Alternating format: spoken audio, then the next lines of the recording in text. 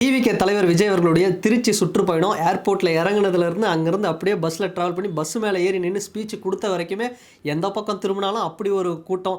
Building மேலே ஏறி உட்காடுறாங்க, மரத்து மேலே ஏறி உட்காடுறாங்க. ஏன்பா இதெல்லாம் பண்ணாதீங்கப்பா அப்படின்னு சொன்னால் கூட கேட்கல. அவர் மேலே இருக்கிற அப்படி ஒரு வெறித்தனமான ஒரு பாசத்தில் இப்படி ஒரு கூட்டம் வந்திருக்கு. கர்ப்பிணி பெண்கள் லேடிஸ்லாம் வந்து வராதிங்க அப்படின்னு சொல்லி கூட அவ்வளோ பேர் வந்திருக்காங்க.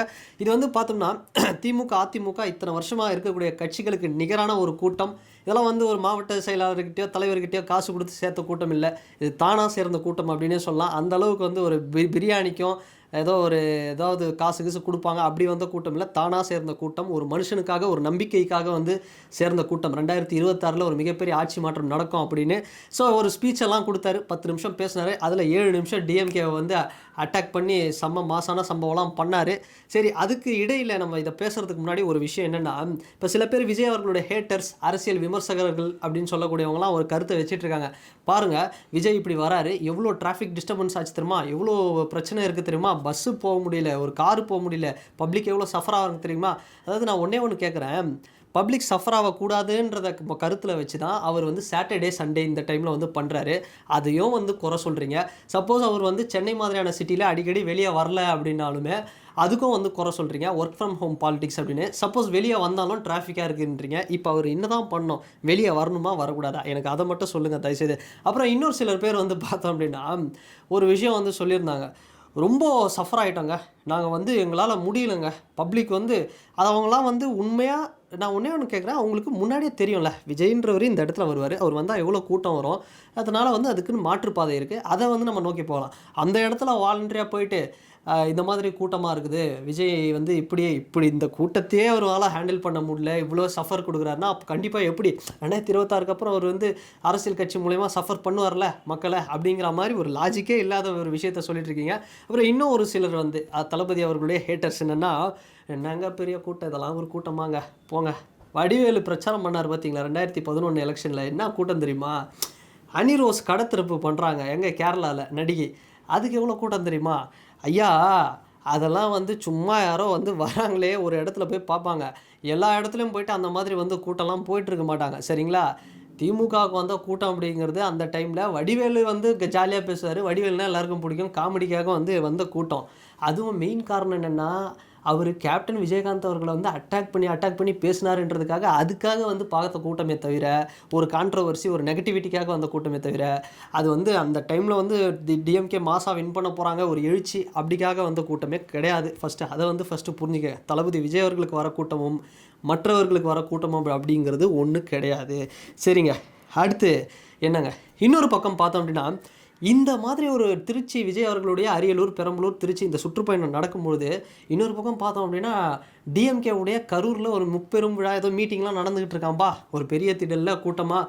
எனக்கு அதை பார்த்தோன்னே என்னது அப்படி ஒரு ஃபங்க்ஷன் நடக்குதா, ஓ இன்னைக்கா, எது நாகார்ஜுனாவா வில்லனா ஒத்துக்கிட்டாரா அப்படிங்கிற மாதிரி ஒரு அதிர்ச்சியாக தான் இருக்குது. அதில் வந்து மு க ஸ்டாலின் அவர்கள் தளபதி அவர் வந்து இன்றைக்கி போடணுமா தளபதி விஜய் அவர்களை வந்து ஒரு இன்டைரக்டான்னு தான் சொல்லணும், நம்ம இன்டைரக்ட் இல்லை டைரெக்டாகவே தாக்கியிருக்காரு. அதாவது போயிட்டு சத்தம் போட்டு இந்த கூச்சலிட்டு கும்மாளம் போட்டு இந்த மாதிரி வந்து நாங்கள் கூட்டம் கிடையாது, ரொம்ப கொள்கையான ஒரு கூட்டம் அப்படிங்கிற மாதிரி திமுக வந்து சொல்கிறாரு. இது வந்து யாரை சொல்கிறாரு அப்படின்னா இன்டைரக்டாக இந்த மாதிரி தான் நீங்கள்லாம் வந்து ஏதோ ஒரு ரசிக கூட்டங்களை வச்சுட்டு ஏதோ ஒன்று பண்ணிட்டுருக்கீங்க அப்படிங்கிற மாதிரி டிவிக்கேவே இன்டைரக்டாக அட்டாக் பண்ணுற மாதிரி சில கருத்தெல்லாம் போட்டிருக்காரு. இது இந்த டைமில் தேவையா அப்படிங்கிறது இல்லை. அதாவது எனக்கு என்னென்னா, இந்த அரசியல் விமர்சகர்களுக்கு நான் ஒன்றே ஒரு கேள்வி கேட்டுறேன். ஏம்பா, நாட்டில் எவ்வளோ பிரச்சனை இருக்குது, என்னென்னா சட்ட ஒழுங்கு பிரச்சனை இருக்குது, மது பிரச்சனை இருக்குது, ட்ரக்ஸ் போதை பிரச்சனை இருக்குது, ரவுடிசம் பிரச்சனை இருக்குது, பல பிரச்சனை இருக்குது. இதை பற்றி ஏதாவது குரல் கொடுங்கப்பானா, தளபதி விஜய் அவர்கள் வந்து பேசும்போது மைக்கு வந்து கொஞ்சம் டெக்னிக்கல் எரர் ஆகிடுச்சான். அதை வந்து ஒரு பெரிய பிரச்சனையாக எடுத்து பார்த்தீங்களா, மைக்கு வந்து இப்போ ஓப்பனிங்கே சொதப்பிச்சு. ஓப்பனிங் என்றைக்குமே எங்களுக்கு கொஞ்சம் வந்து சொதப்போம், அது வந்து எங்களுக்கு ஒரு திருஷ்டி மாதிரி.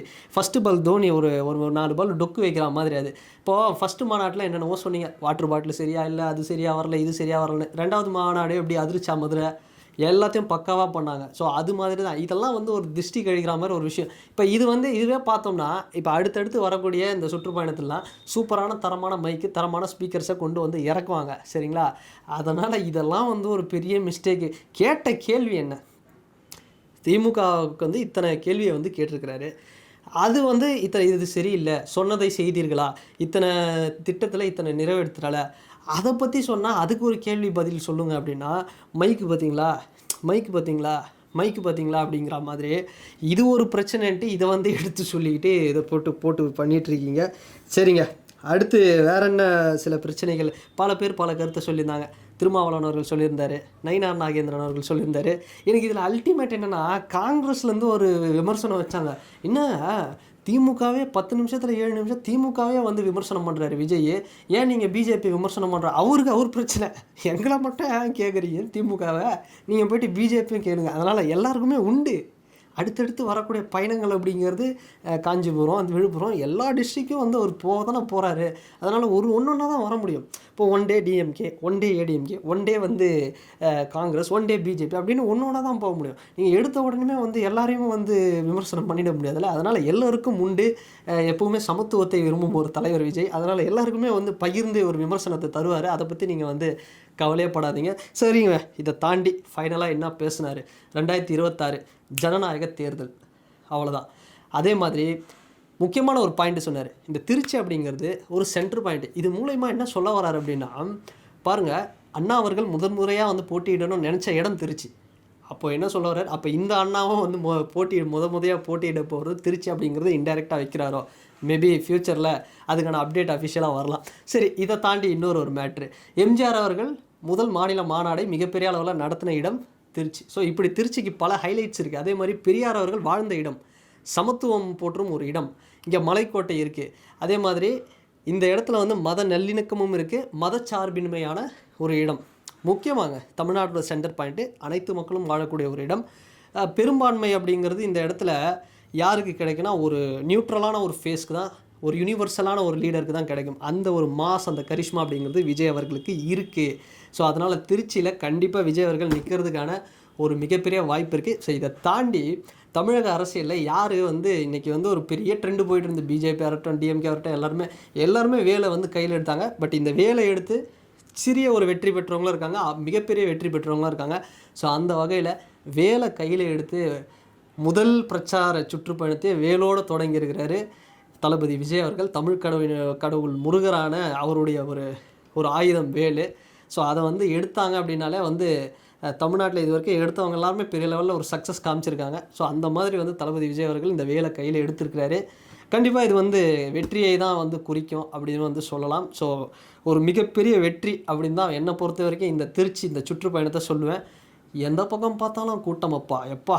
ஏன்னா இந்த பசங்க தயவுசெய்து தொண்டர்கள் மரத்து மேலே நிற்கிறது, பில்டிங் மேலே நிற்கிறது, இதெல்லாம் தான் கொஞ்சம் வந்து நமக்கு திக்குன்னு இருக்கே தவிர மற்றபடி மாசான ஒரு தரமான ஒரு செய்கை அப்படின்னு தான் சொல்லணும்.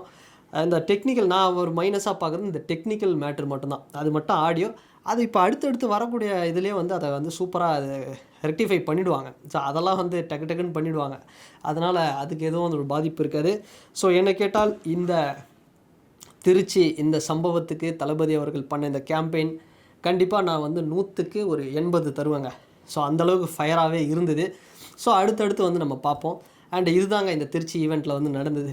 அண்டு இந்த வீடியோ அடுத்த வாரம் இதுதான் டிபேட்டே. இவர் வந்து பார்த்தோம்னா சனி ஞாயிறில் பேசிட்டு போயிட்டு அடுத்த 3 நாளைக்கு வந்து அது டிபேட் இருக்கும். அடுத்த 3 நாளைக்கு வந்து அடுத்து என்னடா பேச போகிறாரு அப்படிங்கிறது ஒரு டிபேட்டாக இருக்க போகிறோம். அடுத்த ஒரு 90-100 நாள் வந்து தளபதி தான் வந்து மொத்த மீடியாவை மொத்த அரசியலையும் வந்து ரூல் பண்ண போகிறாரு அப்படின்னு நிறைய பேர் வந்து பேசிகிட்டு இருக்காங்க, தளபதி அவர்களுடைய ஆதரவாளர்கள். அதுபடி தான் போயிட்டுருக்கு அப்படின்னு சொல்லலாம்.